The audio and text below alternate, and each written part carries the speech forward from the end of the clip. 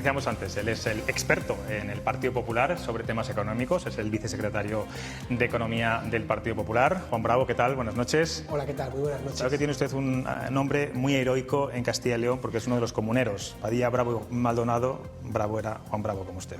Mi abuelo decía que éramos descendientes de los comuneros, ya empiezo a creer que puede ser así. Bueno, me va a permitir que presente también a las tertulianas, que hoy son mujeres además que nos acompañan esta noche. May Mariño, ¿qué tal? Buenas noches. ¿Qué tal? Buenas noches. Pilar Gómez. Hola, buenas noches. ¿Todo bien? Todo bien, muy bien. Bueno, está embarazada. Sí, y, estoy bueno, ya aquí, que queda muy 7 poquito, meses, pero 7 muy meses. bien ya. Hay otra tertuliana que ha tenido un niño hace muy poquito, que es Ketty Garat. Sí. Nada, en breve volverá con nosotros. Y hoy tenemos un fichaje, es un rostro muy televisivo, bueno, todas lo son, pero ella trabaja en una televisión además. La ven además porque siempre sigue al Partido Popular y a Vox. Ella es Ángela Vera, ¿qué tal? Buenas noches, ¿qué tal? Buenas noches. Empezamos contigo, Juan. Bueno, estamos viendo, el Partido Popular está acusando al Gobierno de tomar medidas que no son urgentes, que se van a tomar sobre todo en 2023, que solo beneficia a las rentas menores de 21.000 euros. La propuesta del Partido Popular es que fueran 40, que no plantean la rebaja del IVA en los productos de la cesta de la compra, en los productos básicos, y que, como veíamos antes, muchas son copia del Partido Popular. Entiendo, señor Bravo, que lo único que le gusta del plan de medidas fiscales del Gobierno es que todas las comunidades, incluidas las socialistas, se han unido contra el Gobierno en ese sentido. ¿No salvan ninguna de las medidas? Hombre, las medidas claro que las salvamos y las han copiado el Partido Popular. Si ustedes se acercan al documento, ven elevación del mínimo exento de 14.000 a 15.000 euros. Eso es deflactar. En segundo lugar, reducción de los módulos. Eso, si se acercan al plan económico, estaba. Y había una tercera medida también que era relacionada con esa reducción del rendimiento del trabajo. Y si ustedes se acercan a nuestro documento, nosotros planteábamos un mínimo personal y familiar especial entre 14 y 22.000 euros, no 21.000, similar al del rendimiento del trabajo. Con lo cual, ¿cuál es el problema? Lo ha dicho muy bien el señor Lobato, que antes ellos no estaban en esto. Lo ha dicho él perfectamente, que hemos conseguido abrir el debate de que se podían bajar los impuestos. Ellos se negaban a que se podían bajar los impuestos con 27.000 millones de recaudación. Solamente en el último mes, más de 4.500 millones de euros. Y en el conjunto de julio y agosto, más de 10.000 millones de euros de recaudación extraordinaria. ¿Qué le planteamos? Hombre, que las familias lo están pasando mal ahora. Que las familias tienen el recibo de la luz, el recibo del gas, la vuelta al cole, la cesta de la compra y posiblemente las hipotecas ahora. Y que no tiene sentido que aprueben unas normas con efectos desde el 1 de enero del 2023. Creemos sinceramente que son cortas, improvisadas y que no alcanzan las necesidades. Nosotros proponíamos 40.000. Fíjese que Valencia elevaba hasta 60.000. Hablan ustedes de familias, las clases medias, que son las que se han quedado, digamos, desamparadas de estas bajadas de impuestos, que es una clase media para el Partido Popular, porque claro, no es lo mismo clase media aquí en el barrio de Salamanca de Madrid que en La Moraña, en la Sierra de Francia o en la Culebra de Zamora. Correcto, usted lo ha explicado perfectamente, pero cuando alguien se acerca a los datos estadísticos que saca la agencia tributaria, cuando uno se acerca a los datos de los que ganan hasta 40.000 euros, por eso era nuestra propuesta ahí, resulta que prácticamente cubríamos el 80% del conjunto de los españoles. Nos parecía que quizá eso era un parámetro para tener en cuenta en ese análisis, por eso pusimos los 40.000. Hoy hemos conocido ese volantazo que ha dado el nuevo gobierno conservador británico de Liz Truss. Finalmente renuncia a esa bajada de impuestos a los ricos, fundamentalmente por la presión política, pero también viendo que la libra esterlina se estaba hundiendo en los mercados, algo además que ya había anunciado o había avisado el Fondo Monetario Internacional. ¿Esta crítica situación no les hace a ustedes replantearse su política de bajada de impuestos o estamos hablando de medidas completamente diferentes? Yo creo que son medidas diferentes. Si usted ve, el anuncio de bajada de impuestos era 42.000 millones en el Reino Unido. Ahí se plantea una bajada del 45 al 40, nosotros, sin embargo, si usted analiza, ninguna de las comunidades autónomas del PP está por debajo del 45, con lo cual creo que estábamos en ese parámetro. Y en tercer lugar, lo que se le ha criticado principalmente al Reino Unido ha sido que esa bajada de impuestos no iba acompañado de un ahorro en el gasto público. Si ustedes analizan nuestro plan económico, verán que llevaba la bajada de impuestos para las rentas medias y bajas. En segundo lugar, llevaba reducción del gasto público, del gasto político superfluo, mejora, simplificación de trabas administrativas y burocráticas y la mejor gestión de los Next Generation, con lo cual yo creo que nosotros hemos enfocado todos los esfuerzos, y lo planteábamos así, en las rentas medias y bajas, que sin duda era algo que habría que hacer, y creo que lo han copiado, con lo cual no estamos muy desorientados. Lo han hecho 6 meses más tarde y con efecto para casi dentro de un año, pero yo creo que nuestras medidas al final se van produciendo. Ha pasado con el IVA de la luz, ha pasado con el IVA del gas y nosotros, como usted ha dicho, también planteamos el IVA de la cesta de la compra en algunos productos básicos, que parece lógico que en estos momentos que la gente le está costando tanto, Pues que el Gobierno, que está teniendo una recaudación extraordinaria de 27.000 millones de euros en los 8 primeros meses, no hay ninguna empresa que haya tenido 27.000 millones de beneficios, pues bueno, que de alguna manera se devuelva a los ciudadanos. Por ejemplo, en la cesta de la compra, en esa reunión, en esa cena que mantuvo Núñez Feijóo con Yolanda Díaz, se ha publicado que la vicepresidenta estaba de acuerdo en la bajada de los productos básicos de la cesta de la compra. ¿Eso es así? Bueno, yo no estaba en esa reunión, pero sí que lo han dicho públicamente, con lo cual yo creo que de alguna manera podemos utilizar. La vicepresidenta estaba de acuerdo en la bajada del IVA, el presidente había anunciado anteriormente, pero no solamente eso, la deflactación de la tarifa que proponemos nosotros, con los términos que proponemos, lo planteó Podemos en la Comunidad de Madrid. Yo no he oído al señor Lobato, pero sí a Podemos en la Comunidad. O sea, algo que ven posible, ¿no? Que el Gobierno finalmente, teniendo en cuenta que hay una parte del Gobierno que sí quiere hacerlo, ¿no? Bueno, en nuestro documento está, el presidente lo ha pedido. Yo creo que hemos visto que de manera reiterada, con mucho retraso, pero viene copiando las medidas que plantea el Partido Popular, que no son del Partido Popular. Si usted recuerda, todos los planes que hemos presentado van sin ningún logo del Partido Popular, van con un escudo de España, porque el presidente dijo, esta es mi propuesta, que le ofrezco al Gobierno para lo mejor para los españoles. Así lo hemos hecho, ¿no? Volviendo a la bajada de impuestos de las clases medias, ¿no hay un riesgo de que desde la Unión Europea nos saquen la tarjeta precisamente por alterar la capacidad presupuestaria del Gobierno? Parece que desde Europa están dando ese mensaje. Cuidado. No, fíjese.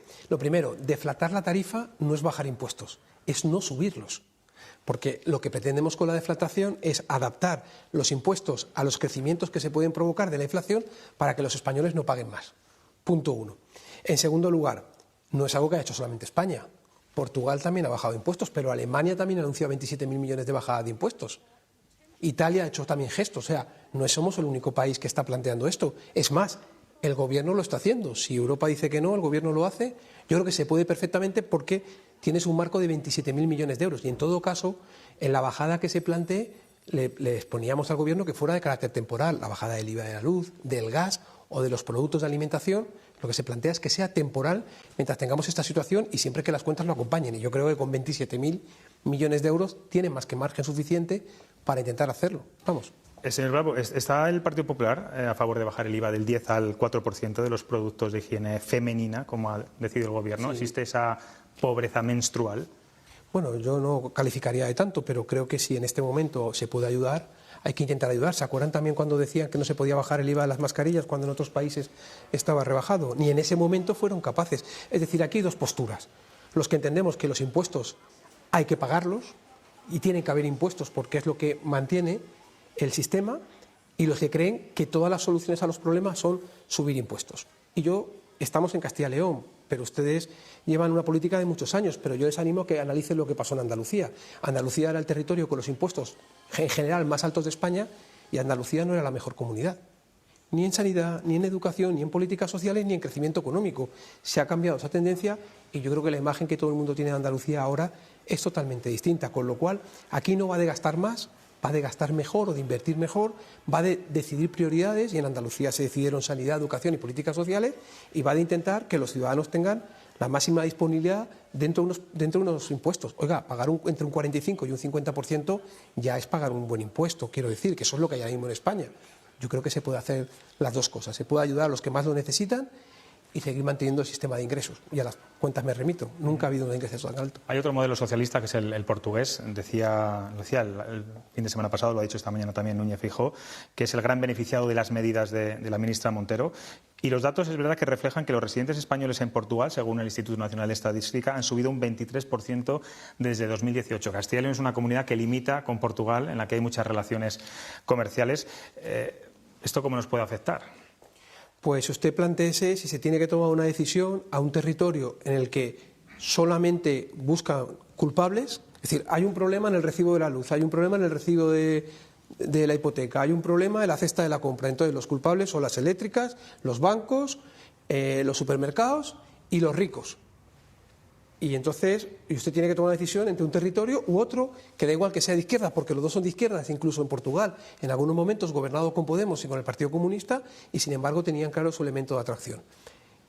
¿Y usted dónde decidiría irse? Pues eso es lo que estamos. O sea, tenemos que hacer un territorio primero con seguridad jurídica y en segundo lugar con unos impuestos equilibrados a la realidad del momento en el que estamos.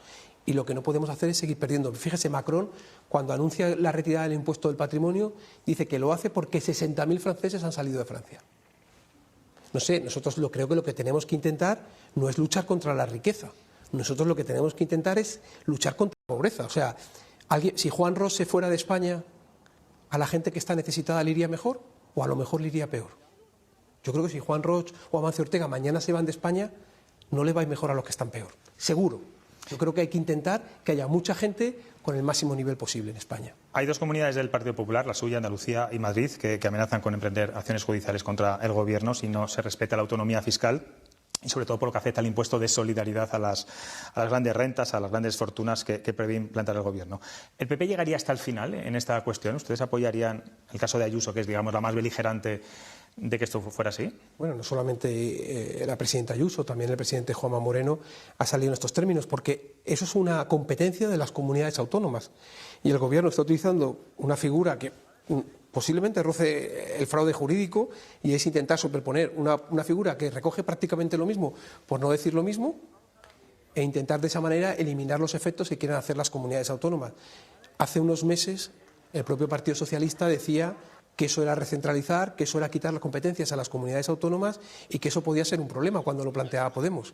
Qué casualidad, cuando sale el presidente Juanma Moreno anunciando la eliminación en Andalucía, a los 2 días sale la vicepresidenta y también va la ministra, y también sale cuando algunas comunidades autónomas del Partido Socialista, llámese Valencia, llámese Extremadura, o con anuncios como Aragón o Canarias diciendo que lo estaban valorando, intenta frenar. Incluso tengo entendido que a algunos periodistas se le hizo un comentario en el plan por parte de la ministra de, oye, esto es para frenar a nuestras comunidades, ya no van a hacer nada más. Esto no va de frenar o no frenar, esto ¿es necesario o no es necesario? ¿Las familias lo necesitan o no lo necesitan?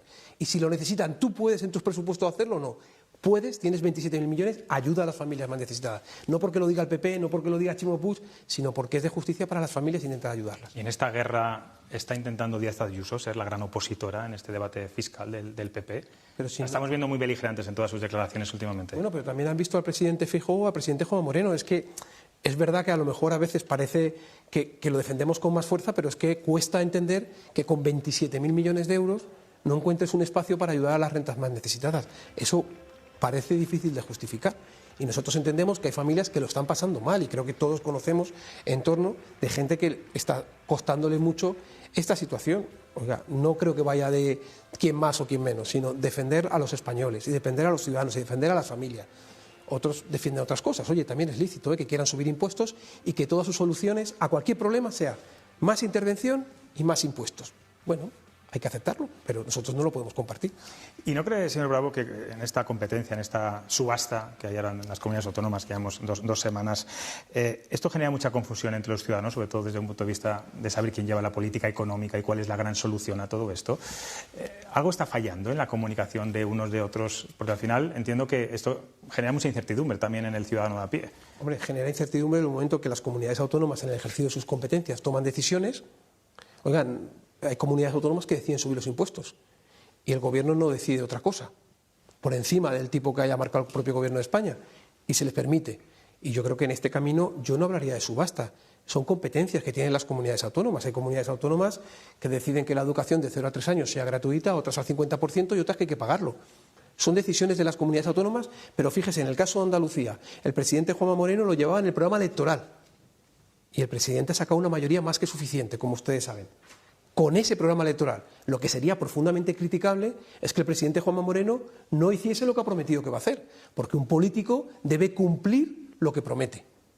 Lo que es censurable es que no cumplas lo que promete. Entonces, no es tanto, yo le pregunto, ustedes como televisión compiten con otras televisiones, ¿no?, para intentar ganar, y eso es bueno porque a ustedes les obliga a estar siempre buscando la excelencia para poder ser más atractivo hacia los que les ven, hacia los que les escuchan. Oiga, las comunidades autónomas, es que no tenemos Portugal al lado. Portugal tiene un impuesto de transmisiones patrimoniales del 6,5 máximo. No tiene impuesto de sucesiones y donaciones. No tiene impuesto de patrimonio. Tiene un impuesto especial para los no residentes que quieren ir allí, un 20%. Francia no tiene impuesto de patrimonio. Italia no tiene impuesto de patrimonio. Quiero decir, al final tú tienes que saber en qué entorno te mueves y con qué reglas compites. Si no, lo que haces es quedarte fuera de juego. Y yo creo que lo que están haciendo es quedándonos fuera de juego. Y nunca ha salido bien.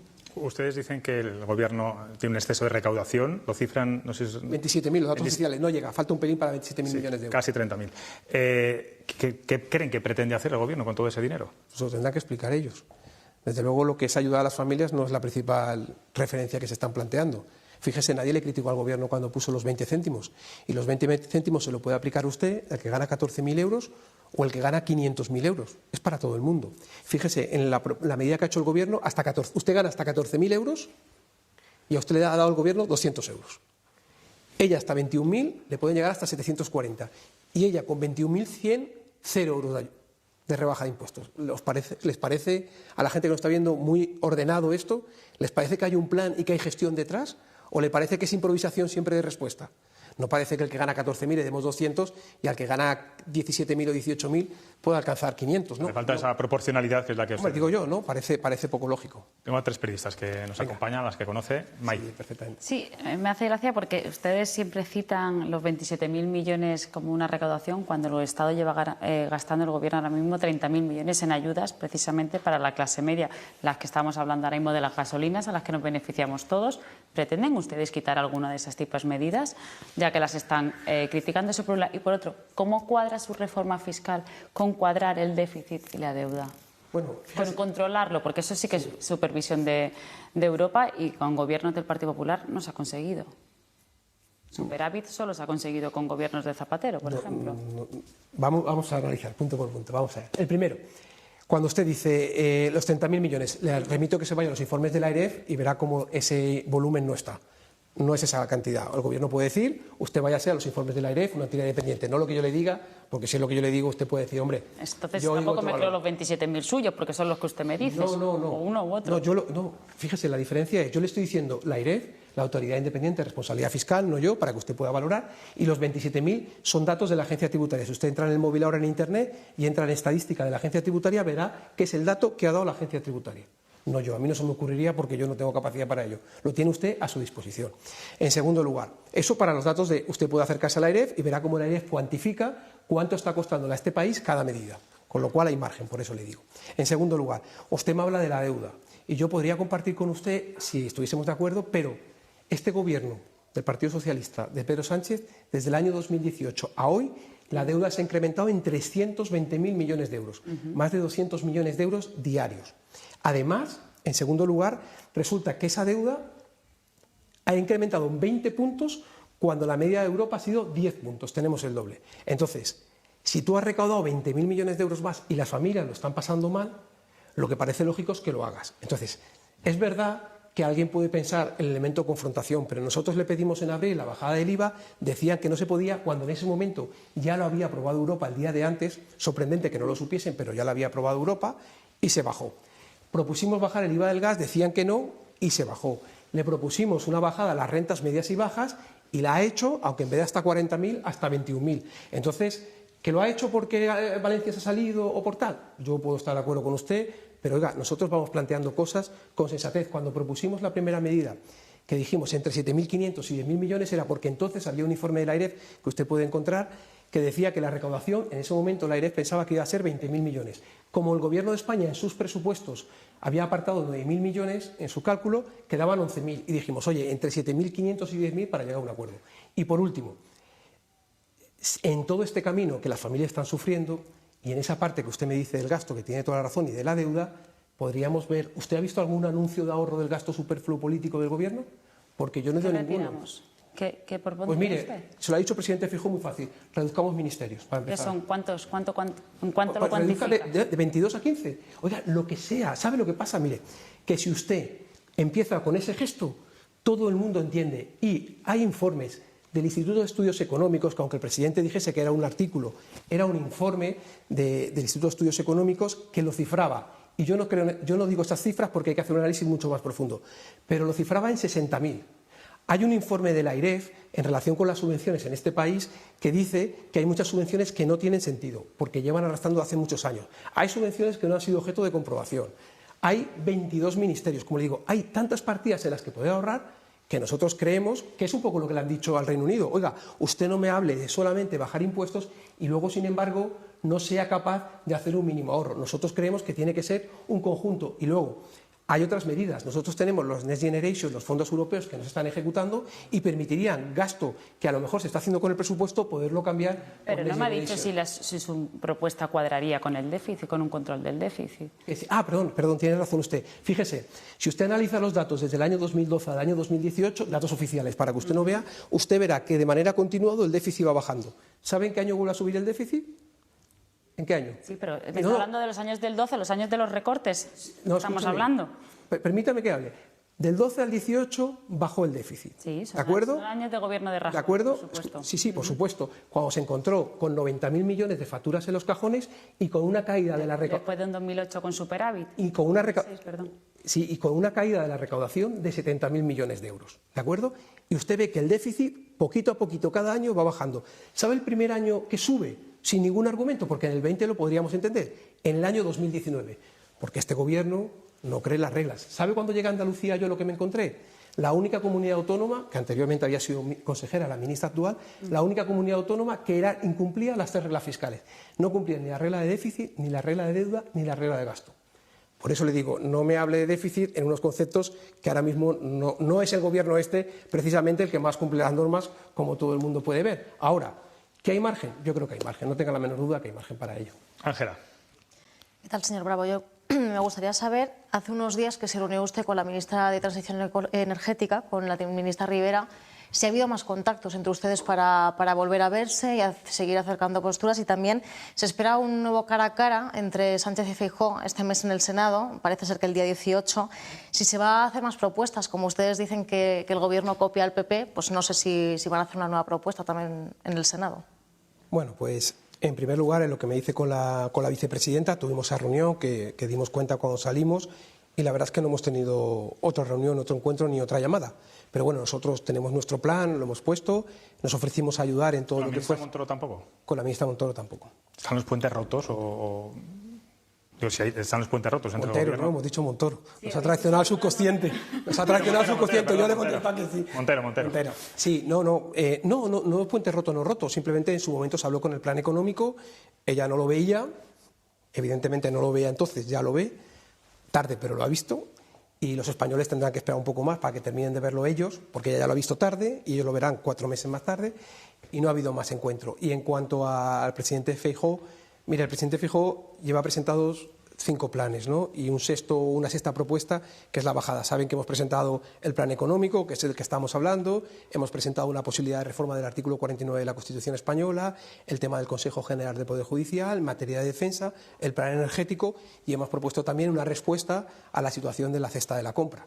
Bueno, yo creo que el Partido Popular está haciendo propuestas. Seguro que el presidente Feijóo tiene ya en su cabeza algunas otras cuestiones que tenemos que mejorar. Le propuso también la necesidad de la reducción del gasto público y ni siquiera han dicho, oye, ¿en qué queréis que lo hagamos? Vamos a sentarnos a hablar. Le dijo algo claro. Oiga, reduzca los ministerios de 22 a 13, a 14, a 15. Haga un gesto ya, que todo el mundo entienda que usted va a hacer un esfuerzo. No le pidamos más esfuerzo a los españoles si usted no lo hace. Bueno, yo creo que ese es el camino, intentar seguir haciendo propuestas de aquellas cuestiones que afectan a los españoles, no al Partido Popular, sino a los españoles, que realmente es para lo que estamos.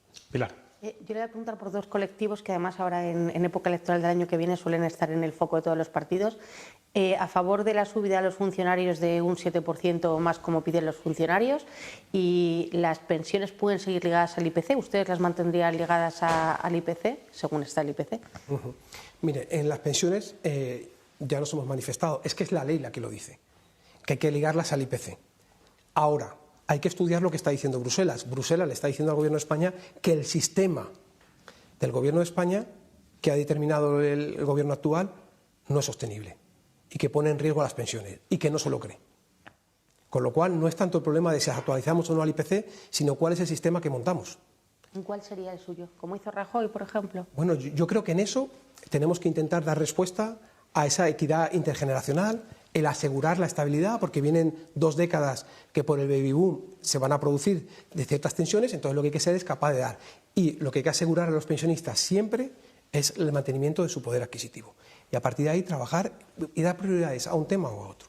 Y en cuanto a los funcionarios, no conocemos, porque el Gobierno no nos ha contado las propuestas.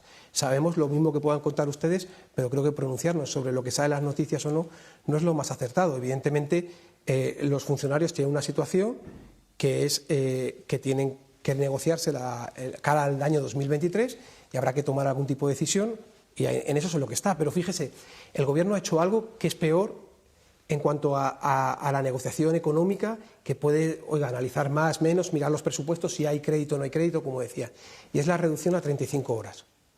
Eso pone en enorme riesgo, por ejemplo, la sanidad. Si no tenemos médicos, le vamos a reducir las horas, y entonces, si no hay enfermeros... Pero, al margen de lo que conozcamos del Gobierno, el PP, mañana ustedes se encuentran en el Gobierno, los funcionarios, ¿qué subida? Bueno, escúcheme, así tan... Bueno, quiero decir, sí, esto no es... Con las cuentas actuales. Claro, quiero decir, el Gobierno no lo conocemos, pero está claro que los funcionarios van a manifestarse porque lo que quieren es una subida conforme al IPC. ¿Es viable una subida conforme al IPC? Bueno, yo creo que en este momento es complicado una subida conforme al IPC para los funcionarios. O sea, si esa es la pregunta, es complicado. Hay que estudiar el entorno, hay que analizar también cuál es la situación del sector privado, cuál es el conjunto. Pero recuerde una cosa, y no quiero que parezca que yo soy funcionario y no quiero que parezca que estoy defendiendo a los funcionarios, pero a los funcionarios se les congeló el sueldo y se les eliminó la paga extra, y ustedes no vieron queja de los funcionarios. O sea, yo creo que el funcionario tendremos cosas malas y buenas como todo el mundo, pero el funcionario es consciente de la situación, y el funcionario es, por encima de todo, el empleado público, por encima de todo, es servidor público. Si a su país no le va bien, a él no le puede ir bien. Bueno, se ha manifestado recientemente en Madrid, una gran manifestación. Bueno, hay gente... También tenían el empleo garantizado y desde el sector privado subieron a tasas de paro descomunales en esa época. Cuando... Por eso digo que hubo ese compromiso, porque claro que hay gente que se puede manifestar. Hablamos de un colectivo de 3,3 millones. 3,3 millones en cualquier colectivo que cogiésemos de cualquier sector, 3,3 millones, seguro que habría gente que estaría de acuerdo, gente que no estaría. Pero yo les digo a ustedes han oído a funcionarios, vecinos suyos, familiares, amigos, decir que ellos quieren que les suban el IPC y que les baje la jornada laboral a 35. Yo tengo muchos compañeros funcionarios y a mí personalmente, y empleados públicos, no me han trasladado eso. Al revés, están preocupados por la situación económica, y en mi campo, que es el de Hacienda, con mayor motivo, porque todavía recordamos mucho lo que pasó en el año 2008 de Zapatero, cómo la gente lo pasaba tremendamente mal por la situación económica y la cantidad de gente que se arruinó por distintas circunstancias, pero por esa crisis. Entonces, yo creo que todo el mundo debe ser consciente en este momento de las dificultades por las que afronta el país. Pues, señor Bravo, le dejo porque mañana tiene un día duro, previsiblemente, si se aprueba el proyecto de ley de los presupuestos en el Gobierno. Eso parece que dicen todas las noticias, ¿no? Que mañana se van a aprobar, están negociando in extremis algunos flecos con algunos socios. Bueno, no lo sabemos, pero bueno, será un día en que usted va a tener que trabajar mucho y tener que mirar ahí todos los tomos, ¿no? Bueno, yo creo que un presupuesto siempre es bueno para un país o para una comunidad autónoma. Desde un punto de vista de trabajo, claro. Sí, pero bueno, aquí estamos para ayudar y para aportar todo lo que podamos para intentar mejorar el entorno en el que nos movemos. Y yo creo que esa es nuestra vocación y nuestra obligación, o obligación y vocación. Pues Juan Bravo, gracias por estar aquí en Cuestión de Prioridades de Castilla y León Televisión. Muchísimas gracias, mi amable.